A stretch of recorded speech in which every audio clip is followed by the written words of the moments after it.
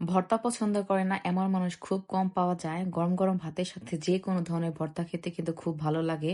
আর যেদিন ভর্তা করা হয় খাবার কিন্তু খুব বেশি পরিমাণে খাওয়া হয়। আসসালামু আলাইকুম এভরিওয়ান, আশা করি সবাই অনেক ভালো আছেন।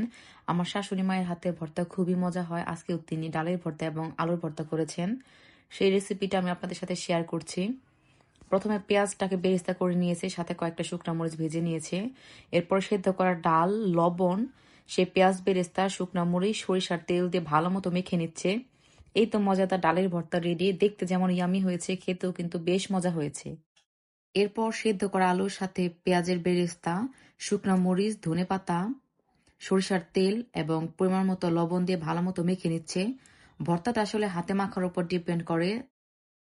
মায়ের হাতে সব ধরনের ভর্তা খুবই মজা হয়। তিনি অনেকটা ঝাল দিয়ে ভর্তা বানায়, তাই আমার কাছে খুব ভালো লাগে। সাথে ছিল ডিম ভুনা। আমি আমার খাবারের প্লেটটা সাজিয়ে নিলাম। দুপুরবেলা গরম গরম ধোয়া ওঠা ভাতের সাথে মজাদার ভর্তা, সাথে ছিল ডিম ভুনা, পুঁইশাক দিয়ে চিংড়ি মাছ আর ইলিশ মাছের ডিম ভুনা। প্রথমে আমি 2 ধরনের ভর্তা নিয়ে নিলাম।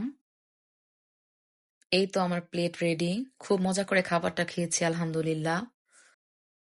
সবাই আমাদের জন্য দোয়া করবেন এবং আমাকে বেশি বেশি সাপোর্ট করবেন। ইনশাল্লাহ আপনাদের ভালো কিছু উপহার দিব।